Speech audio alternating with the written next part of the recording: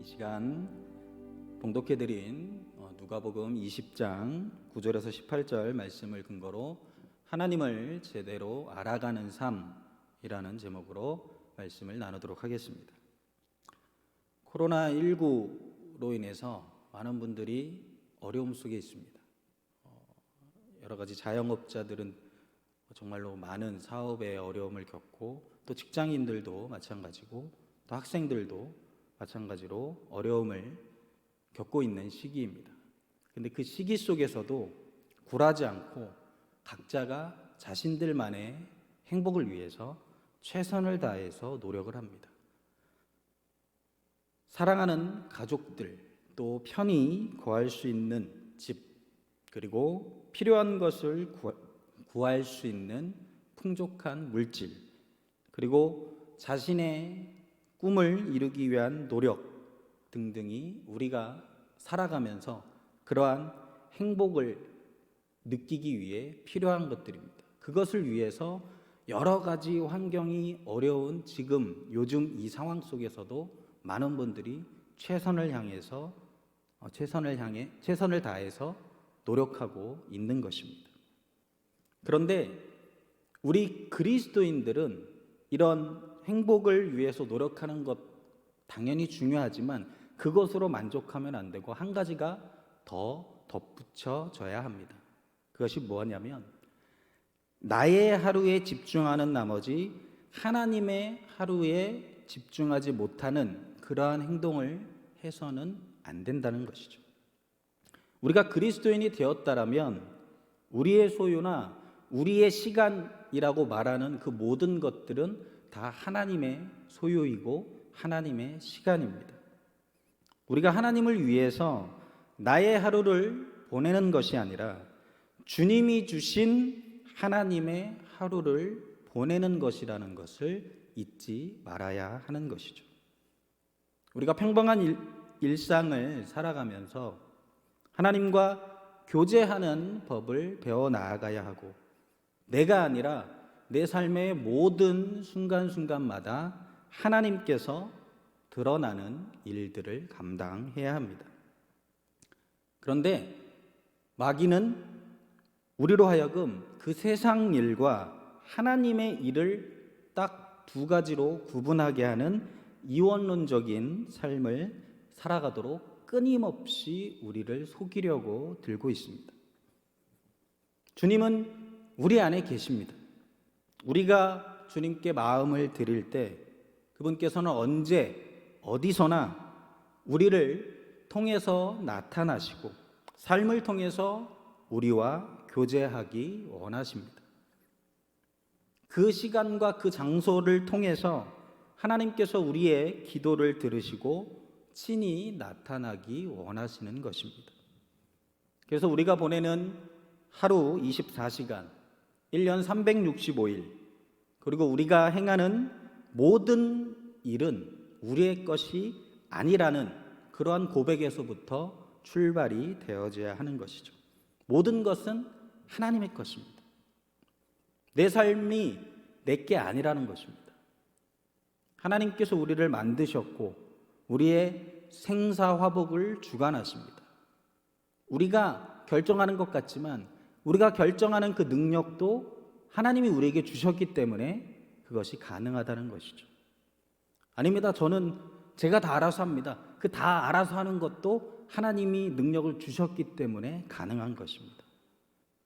하나님이 능력을 주시지 않으면 지금 우리는 호흡할 수 없습니다.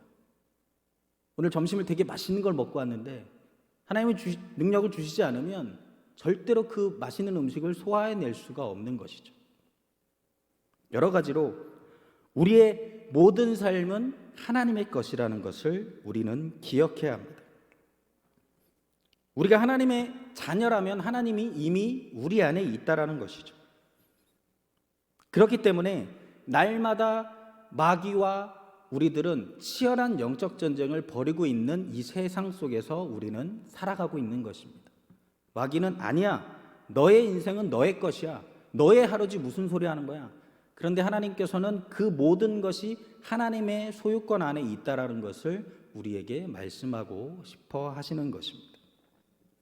그 영적 전쟁 속에서 내가 전쟁을 하는 것이 아닙니다. 내 안에 계신 예수 그리스도께서 나타나시는 전쟁이 바로 우리 안에 펼쳐지는 영적인 전쟁입니다. 그래서 그 주님께서 우리가 기도할 때 우리를 통해서 주님이 나타나셔서 주님께서 그 모든 영적인 전쟁에서 우리가 넘어지지 않도록 우리를 붙잡아 주시는 분이 바로 예수님이십니다. 그런 모든 삶의 영적 전쟁 속에서 우리가 이겨 나아가기 위해서는 가장 기본적인 것부터 출발을 해야 됩니다. 가장 기본은 무엇입니까? 신앙의 기본은 말씀과 기도입니다. 그런데 이 말씀과 기도를 하기 위해서는 무엇이 전제가 깔려야 하냐면 하나님을 제대로 아는 것이 깔려 있어야 말씀을 봐도 이해가 되는 것이고, 누구한테 기도합니까? 하나님께 기도하는 것입니다. 기도는 하나님께 성령의 도우심을 받아 예수의 이름으로 하는 것이 기도입니다. 그렇기 때문에 말씀을 통해서, 기도를 통해서 우리는 하나님을 제대로 알아가는 삶을 살아가야만 이 땅 가운데서 우리가 노력하는, 아까 처음에 말씀드렸던 공부를 하고 돈을 벌고 여러 가지 행복을 위해서 살아가는 그러한 삶이 헛된 삶이 안 되는 것입니다. 하나님이 없으면, 하나님을 제대로 알지 못한 상황에서 그러한 것들을 추구하는 것은 헛된 삶을 사는 것입니다. 그런데 하나님이 내 안에 제대로 거하고 하나님을 제대로 알아가는 상황 속에서 그러한 것들을 구하고 나아간다면 그것은 진정한 이 땅에서도 행복이고 저 천국을 소망하는 삶이라고 말할 수 있는 것이죠. 민수기 15장 41절 말씀에 나는 야훼 너희 하나님이라, 나는 너희의 하나님이 되려고 너희를 애굽 땅에서 인도해 내었느니라. 나는 야훼 너희의 하나님이니라. 하나님은 우리와 관계 맺고 싶어 하십니다. 내가 하나님과 관계 맺고 싶어 하지 않아도 하나님은 늘 우리와 관계 맺고 싶어 하십니다. 심지어 내가 죄를 범하고 있는 그 순간에도 하나님은 나와 우리와 교제하고 싶어 하십니다. 우리가 외면하는 것이지 절대로 하나님이 외면하지 않으십니다. 잘 생각해 보세요. 하나님과 교제가 좀 끊어진 것 같은 느낌이 드는 시기가 있으시는 분이 계실 것입니다. 그럴 때 하나님이 먼저 외면한 적은 단 한 번도 없습니다. 하나님이 내 마음속에서 계속 나를 찾아와 주시는데 내가 하나님을 애써 외면한 적이 있다는 것이죠. 하나님은 우리를 너무 사랑하셔서 우리와 관계 맺고 싶어 하십니다. 그분과 관계를 맺음으로 인해서 우리는 영원한 천국을 소망할 수 있고 이 땅에서도 아까 말씀드린 것처럼 온전한 행복을 누릴 수 있는 것이죠. 그렇기 때문에 우리는 하나님과 날마다 친밀한 관계를 맺도록 노력해야 합니다. 말씀을 통해서 하나님을 알아갈 수 있습니다. 만날 수 있습니다. 그런데 단순히 성경적 지식만을 받아들이면 그 현실과 지식이 충돌하는 시점에서 우리는 시험이라는 단어를 만나게 됩니다. 하나님을 온전히 신뢰하고 말씀을 통해서 살아계신 하나님과의 만남을 기대하며 나아갈 때 고난이나 문제가 있어도 하나님을 여전히 소망할 수 있는 것이죠. 하나님은 지금도 말씀하시고 말씀대로 역사하십니다. 오카논 목사님께서 이렇게 말씀을 하셨습니다. 하나님 말씀을 표준 삼으면 반드시 구별된 삶을 살게 됩니다. 하나님의 말씀을 표준으로 삼고 나아가면 구별된 삶을 살아갈 수밖에 없습니다. 그 구별된 삶 속에서는 하나님이 주시는 놀라운 축복과 은혜가 담겨져 있는 삶이죠. 그러기 위해서 우리는 기본으로 돌아가서 하나님이 어떠한 분이신지를 진지하게 생각해보고 그분을 묵상해야 합니다. 오늘 읽었던 본문 말씀은 포도원 농부들에 대한 비유입니다. 하나님은 자기 백성들에게 수많은 종들을 보내셨습니다. 마지막에는 심지어 자기 아들을 보내셨습니다. 이스라엘은 응답할 수 있는 모든 기회들을 갖고 있었습니다. 그러나 그들은 하나님께 응답할 수 있는 모든 기회를 저버렸습니다. 그로 인해서 하나님의 심판을 피할 수 없게 된 것이죠. 이는 주를 대적하는 것이 하나님으로부터 배척당하는 결과와 직면하게 된다는 메시지가 담겨져 있는 것입니다. 그리고 그 무엇도 하나님의 계획을 좌절시킬 수 없다는 점을 보여주는 것이고, 하나님은 하나님께 영광 돌리기 거부하는 사람들과 또 하나님이 거하시는 공동체 두 모든 그룹들로부터 영광 받기를 원하시는 분이 바로 하나님이시라는 것을 우리는 기억해야 합니다. 이러한 포도원 농부들에 대한 비유를 자세히 살펴보면서 그 안에서 우리에게 자신의 마음을 보여주시는 그 하나님은 어떠한 분이신지, 그리고 말씀을 통해서 그 하나님을 제대로 알아가는 저와 여러분들이 되시기를 예수님의 이름으로 축원드리겠습니다. 첫째로 하나님은 은혜를 주시는 하나님이십니다. 9절 말씀에 보면 그가 또 이 비유로 백성에게 말씀하시기 시작하시니라.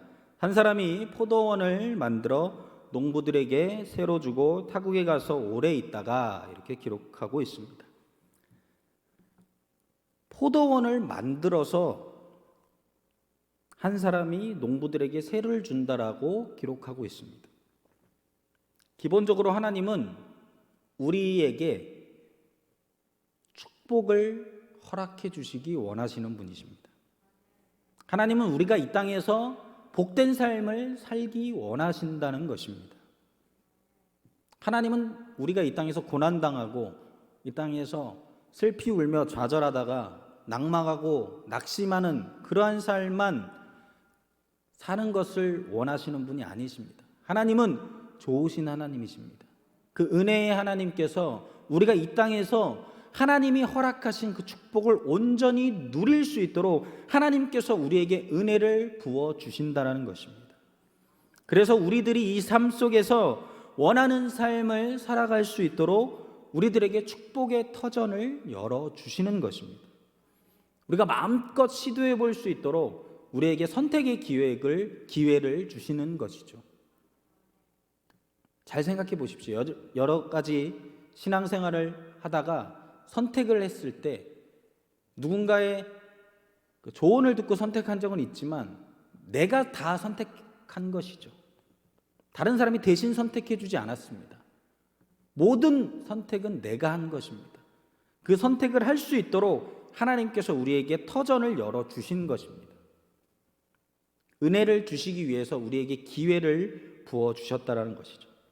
잠언 16장 3절 말씀에 너의 행사를 야훼께 맡기라. 그리하면 내가 경영하는 것이 이루어지리라. 축복의 터전을 열어주셨어요. 선택을 하라고 기회를 주셨어요.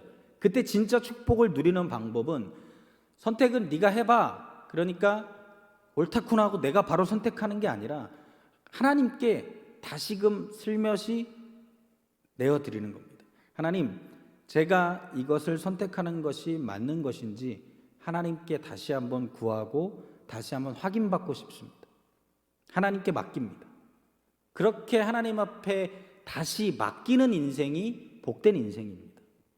선택은 네가 해도 돼. 편하게 한번 해봐. 그렇다고 해서 마음대로 내 마음껏 선택했다가 책임은 다 내가 홀로 지는 것입니다. 내가 결정하면 내가 책임지지만 하나님께 맡기면 하나님이 책임져 주시는 것입니다.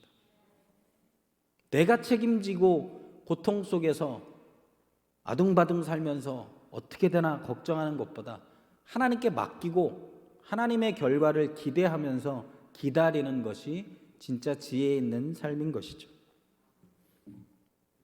그렇기 때문에 무언가를 맡기시는 하나님께 내 생각대로 결정하는 것이 아니라 하나님께 되묻고 하나님의 인도하심대로 순종하는 것이 하나님이 허락하신 인생인 것이라는 것을 잊지 않게 되시기를 예수님의 이름으로 축원드리겠습니다.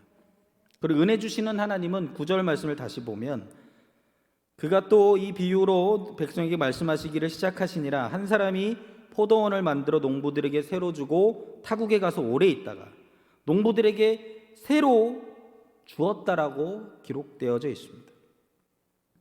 하나님은 우리들에게 이 땅에서 하늘나라의 상급을 쌓을 수 있는 기회를 마음껏 제공해 주십니다. 많은 열매를 맺고 하늘나라에 많은 상급을 쌓는 진정한 축복의 기회를 주시는 것이죠. 그런데 오늘 말씀의 이 농부는 그러한 기회를 놓쳐버렸습니다. 그렇지만 우리들에게 하나님의 동일하게 우리에게 하나님은 은혜를 주시고 그러한 기회를 우리에게 무궁무진하게 허락해 주셨다는 것을 우리는 기억해야 됩니다. 제랄드 시처라는 분은 이런 얘기를 했습니다. 우리를 향하신 하나님의 한 가지 뜻은 모든 일에서 그분을 최우선순위에 두는 것이다. 하나님을 우선순위에 두는 사람은 하나님이 주신 기회 안에서 겸손히 하나님을 경외하는 마음으로 나아갑니다. 하나님을 경외하는 마음으로 하나님께 나아가면 그 하나님은 우리에게 주신 기회를 잡을 수 있는 능력과 힘을 공급해 주십니다.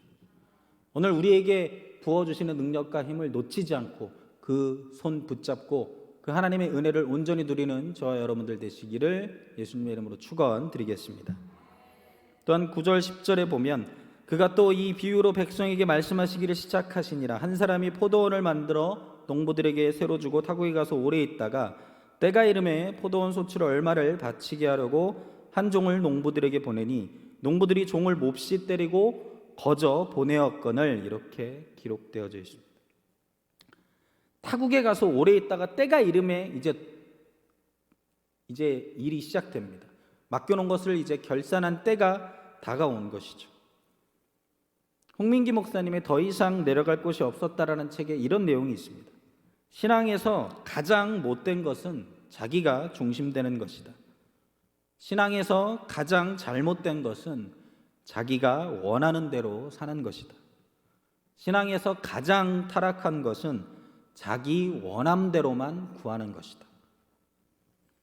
우리가 어떠한 삶을 살아가는지 개입하시지 않으시고 우리의 선택을 존중해 주셨지만 분명히 하나님이 그 삶에 대해서 결산하는 때는 반드시 온다라는 것을 우리는 기억해야 합니다. 돌이킴과 회복의 기회는 우리에게 허락해 주셨지만 우리가 내가 중심이 되어서 내가 원하는 대로만 살고 내가 원함대로만 구하는 그러한 잘못된 신앙생활로 살아가면 하나님의 결산의 때가 다가왔을 때 우리는 하나님 앞에 설 면목이 없어질 수 있다는 것이죠. 분명히 하나님은 우리에게 은혜를 주십니다. 기회를 주시고 축복의 그런 터전을 허락해 주시고 기다려 주시고 모든 것을 허락해 주시지만 반드시 잊지 말아야 될 것은 결산의 때는 다가온다라는 것. 그것을 기억하고 날마다 우리의 삶을 점검하고 은혜의 하나님이시지만 우리에게 긍휼을 베푸시는 하나님이시지만 인내하시는 하나님이시지만 반드시 정확하게 결산하는 그 하나님의 때는 분명히 다가온다라는 것을 기억하는 저와 여러분들 되시기를 예수님의 이름으로 축원드리겠습니다. 둘째로 우리가 하나님을 제대로 알기 위해서 하나님을 바라보는 하나님은 어떤 하나님이시냐면 기다리시는 하나님이십니다. 10절 말씀에 때가 이름에 포도원 소출 얼마를 바치게 하려고 한 종을 농부들에게 보내니 농부들이 종을 몹시 때리고 거저 보내었거늘. 이렇게 기록하고 있습니다. 포도원 소출 얼마를 바치게 하려고 한 종을 농부들에게 보냈습니다. 이건 정말로 잘못된 일이 아니죠. 당연한 거죠. 맡겨놨으니까 이제 그 소출을 받아야 되니까. 그런데 농부들은 그 보낸 종을 몹시 때리고 다시 그냥 거저 돌려보냅니다. 하나님은 당연히 받아야 되는 것이지만 그들을 압박하는 것이 아니라 그들이 어떻게 나오는지 그들의 태도를 보기 위해 그렇게 우리의 삶 속에서도 우리에게 당연히 받아야 되는 것들을 강요하지 않으시고 우리의 태도를 보기 원하시는 경우가 있습니다. 우리의 삶 속에서 성도로서의 삶을 강요하셔야만 마땅함에도 불구하고 우리가 살아가는 삶에 직접적으로 개입하지 않으시고 그저 지켜만 보는 경우가 있다는 것이죠. 오스왈드 챔버스는 이렇게 말합니다. 제자의 삶이란 예수 그리스도와 가장 친밀한 관계로 들어가는 것을 말한다. 오늘 말씀의 농부들과 같이 자기 유익만을 위한 이기적인 태도는 하나님과의 관계를 깨트리게 하는 것입니다. 한 그 조사에서 카페에 주인 없이 가방과 핸드폰과 노트북이 딱 놓여 있었다고 합니다. 그걸 딱 보고 그 카페 한 자리에 가방이 있고 핸드폰이 있고 노트북이 놓여 있었어요. 그것을 외국인이 볼 때 외국인들은 하나같이 저 물건 탐난다. 그런데 한국인은 저 자리 탐난다. 이렇게 얘기했다고 합니다. 외국인들이 한국에 와서 가장 놀라는 일 중에 하나가 카페에서 지갑과 스마트폰, 노트북 같은 귀중품을 두고 화장실에 다녀와도 가져가는 사람이 없다는 것입니다. 외국이었으면 이것은 상상도 할 수 없는 일이라고 합니다. 한국 사람이 얼마나 정직할까라는 2014년에 외국의 한 화장품 브랜드에서 서울 시민을 대상으로 일종의 사회 실험을 진행했습니다. 서울의 지하철 안에다가 출입문 근처에 꽃과 선물과 그리고 GPS가 담긴 종이 가방을 놓아둔 것입니다. 그 100개의 종이 가방은 100대의 1호선 열차를 타고 운반될 예정이었습니다. 그래서 과연 종이 가방이 얼마나 돌아올 수 있을까, 그것을 한번 실험해 본 것인데, 그 돌아온 종이 가방의 수만큼 서울 시민의 양심을 알 수 있는 셈이었다고 합니다. 결과가 어떻냐면 실망스러운 상황이 벌어졌습니다. 사람들이 가방을 들고 열차를 떠나기 시작했습니다. GPS를 통해서 종이 가방이 열차를 이탈했음이 속속들이 밝혀집니다. 하루를 마치고 100대의 열차가 모두 도착했을 때 돌아온 종이 가방은 6개에 불과했습니다. 그런데 다음 날 반전이 일어났습니다. 수많은 GPS 신호가 단 한 곳에 모여 있는 것이었습니다. 그곳은 바로 지하철 유실물 센터였습니다. 그곳에 81개의 종이 가방이 접수되었습니다. 최종적으로 돌아온 종이 가방의 수는 87개, 87%의 정직함이 돌아온 것입니다. 이와 비슷한 실험으로 외국인이 길을 가다가 일부러 지갑을 떨어뜨려 봤는데 28명 중 28명 모두 지갑을 돌려받았다고 합니다. 택배로 예를 들어 보면 우리나라는 부재 중일 경우 그냥 문 앞에 두고 가세요 이렇게 메시지를 이렇게 남기는 경우가 있습니다. 그렇게 해도 물건을 잃어버리는 경우가 거의 없기 때문이죠. 택배를 훔쳐가지 않는다는 신뢰가 쌓여 있으니까 가능한 일입니다. 근데 반면 다른 나라들은 사정이 다르다고 합니다. 미국에서는 택배를 받아본 사람의 3분의 1 이상이 한 번 이상 택배가 분실되거나 도난당한 경험이 있다고 했습니다. 일본은 택배 분실을 아예 원천 봉쇄합니다. 고객의 손에 직접 물건이 도달할 때까지 몇 번이고 재배달한다는 원칙이 있습니다. 이러면 택배가 분실될 염려는 없겠지만 재배달이 전체 화물의 20%, 8억 개에 달할 정도로 심각한 자원 낭비를 겪고 있다고 합니다. 우리나라는 정직과 신뢰가 아직 살아 있습니다. 가능성이 있는 것이죠. 내 유익만을 위해 내 몫이 아닌 것을 가로채는 그런 농부의 모습이 아니라 정직과 신뢰의 태도로 예수님의 제자로서의 삶의 태도를 보이는 것, 그것을 보고 우리의 중심을 보시고 기다려주시는 하나님께 대한 올바른 삶의 태도라는 것, 그것을 기억하는 저와 여러분들 되시기를 예수님의 이름으로 축원드리겠습니다. 12절 말씀에 다시 세 번째 종을 보내니 이 종도 상하게 하고 내쫓은지라. 세상은 농부가 종들을 때리고 능욕하고 보내듯이 주님을 거절합니다. 또 조롱하고 무시하기도 합니다. 개독교라고 표현을 하기도 합니다. 하지만 하나님은 그럼에도 불구하고 그들이 돌이키기를 원하십니다. 우리들도 세상이 주님께 돌아오도록 복음 전하는 사명을 성실히 행하는 것과 동시에 성도로서 하나님 앞에 부족하고 연약함을 내려놓고 우리의 부족함들을 철저한 회개로 나아가 돌이켜야 합니다. 다시 세 번째 종을 보냈는데 그 종을 상하게 하고 내쫓았던 그렇게 계속 죄가 증가하는 삶이 아니라 긍휼을 베풀을 순간을 기다리시는 그 하나님을 진정으로 만나야 하는 것이죠. 야고보서 4장 8절에 하나님을 가까이 하라 그리하면 너희를 가까이 하시리라. 죄인들아 손을 깨끗이 하라. 두 마음을 품은 자들아 마음을 성결하게 하라. 하나님 앞에 가까이 나아가는 삶, 하나님 앞에 가까이 나아가 우리가 온전히 하나님 앞에 회개하고 돌이킬 때 하나님은 긍휼히 여겨주시고 우리에게 하나님의 은혜를 부어주실 것입니다. 13절에 포도원 주인이 이르되 어찌할까 내 사랑하는 아들을 보내리니 그들이 혹 그는 존대하리라 하였더니, 사랑하는 아들을 보내면 그들이 그 종들하고는 다르게 아들은 존대하겠지. 그런데 우린 결과를 알고 있습니다. 자신의 독생자를 죽기까지 내어주시면서도 세상 속에 예수 그리스도를 통한 구원이 이루어지기 원하시는 그 하나님의 사랑과 인내를 우리는 알고 있습니다. 아담과 하와의 범죄 이후에 우리는 하나님과의 연결고리가 끊어졌습니다.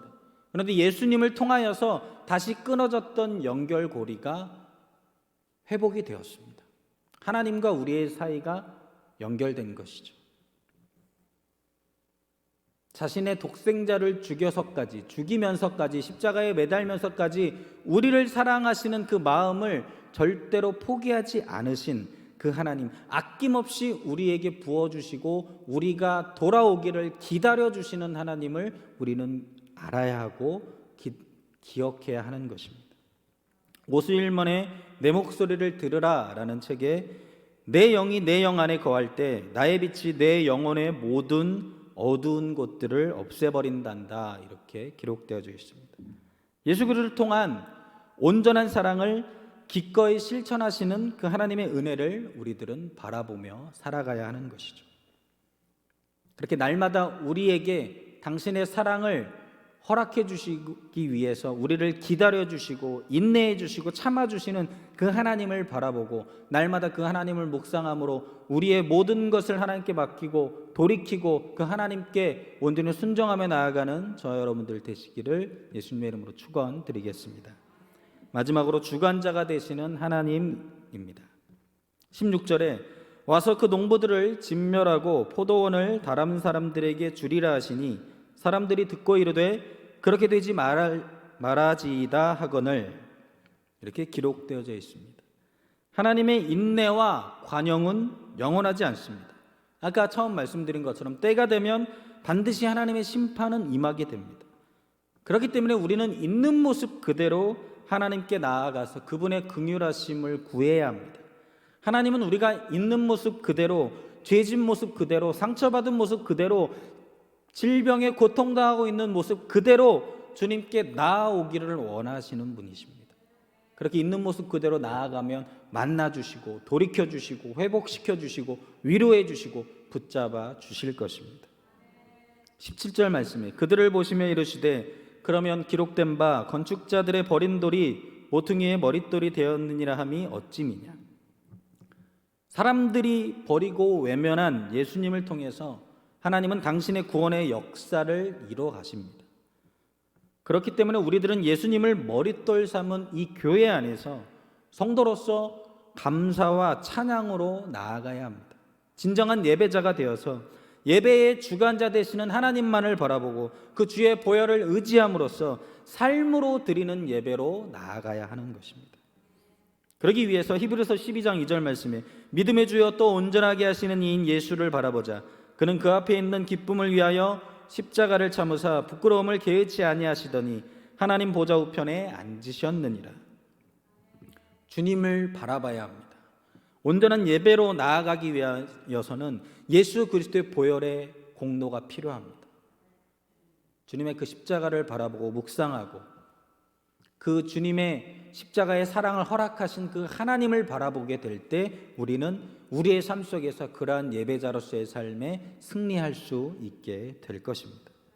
18절 말씀에 무릇 이 돌 위에 떨어지는 자는 깨어지겠고 이 돌이 사람 위에 떨어지면 그를 가로로 만들어 흩으리라 하시니라. 달라스 윌라드의 하나님의 임재라는 책에 이런 내용이 있습니다. 하나님 나라에 점점 더 깊이 들어가려면 그분이 믿는 것을 믿고 신뢰하고 그대로 살고 실천에 옮기고 소중히 여겨야 한다. 그러려면 늘 그분께 생각을 고정해야 한다. 하나님은 철저히 구별하시어서 예수 그리스도를 통해서 구원받지 못한 자들에게는 분명한 심판과 형벌을 내리십니다. 그렇지만 하나님은 그러한 심판과 형벌을 받는 자들이 돌아오기를 원하시는 것이죠. 그렇기 때문에 우리는 날마다 때를 얻든지 못 얻든지 주의 복음을 전해야 하는 것입니다. 날마다 그렇게 모든 삶의 주관자가 되신 그 하나님께 우리의 복음 전하는 사명을 깨닫고 그렇게 하나님 앞에 돌이킬 수 있는 은혜들을 우리들이 나누고 예수님의 사랑을 전하고 복음의 은혜 안에서 하나 되게 될 때, 우리가 그렇게 하나님의 일을 감당할 때 하나님은 우리의 일을 책임져 주실 것입니다. 하나님의 일에 집중하면 하나님께서 우리의 일에 집중해 주실 것입니다. 그렇게 주관자 되시는 하나님을 온전히 만나는 저와 여러분들 되시기를 예수님의 이름으로 축원드리겠습니다. 지금까지 하나님을 제대로 알아가는 삶이란 제목으로 말씀을 나누었습니다.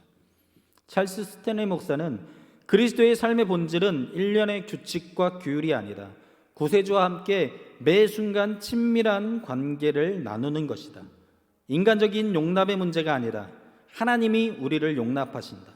우리에게 필요한 것은 그것뿐이다. 이렇게 말했습니다. 내 힘으로 살아가는 실력이 아니라 하나님의 은혜를 보는 시력이 회복되는 저와 여러분들 되시기를 예수님의 이름으로 축원드리겠습니다. 한옥 목사님이 내게 힘을 주는 교회라는 책에 이렇게 기록했습니다. 하나님은 좋으신 분이시지만 우리가 함부로 대해도 되는 분은 아니시다. 다니엘은 평생 하나님과 동행한 사람이었고 하나님과 그 누구보다 친밀한 사람이었지만 결코 하나님을 함부로 대하지 않았다. 주님, 왕이신 하나님을 크게 경외하는 마음을 부어 주옵소서. 그러기 위해서 우리에게 늘 성령이 필요합니다. 성령을 통해서 하나님을 제대로 알 수 있는 것이죠. 우리 안에 하나님의 임재 경험이 부족하다면 그분을 실제로 느끼고 만나게 해달라고 성령을 통해 겸손히 구해야 합니다. 그분의 사랑을 부어달라고 여러분이 그분의 임재를 두려워하거나 혼란스러워하지 않고 그 임재로 위로받을 곳으로 인도해달라고 구해야 합니다. 하나님은 성령님의 이끌린 이런 진심 어린 요구를 흔쾌히 들어주실 것입니다. 하나님과의 관계가 깊어질수록 여러분은 평안과 승리의 삶을 살아가게 될 것입니다. 이처럼 성령 안에서 하나님의 말씀을 깨닫고 성령을 통해서 기도함으로써 하나님의 은혜를 누리고 성령을 통해서 온전한 예배로 나아갈 수 있고 또 그 성령을 통해서 하나님의 사명을 깨달을 수 있음을 기억하고 매일의 삶 속에서 성령님을 인정하고 환영하고 모셔드리고 의지함으로써 성령이 주시는 지혜로 말미암아 하나님을 제대로 알아가는 저와 여러분들 되시기를 예수님의 이름으로 축원드리겠습니다.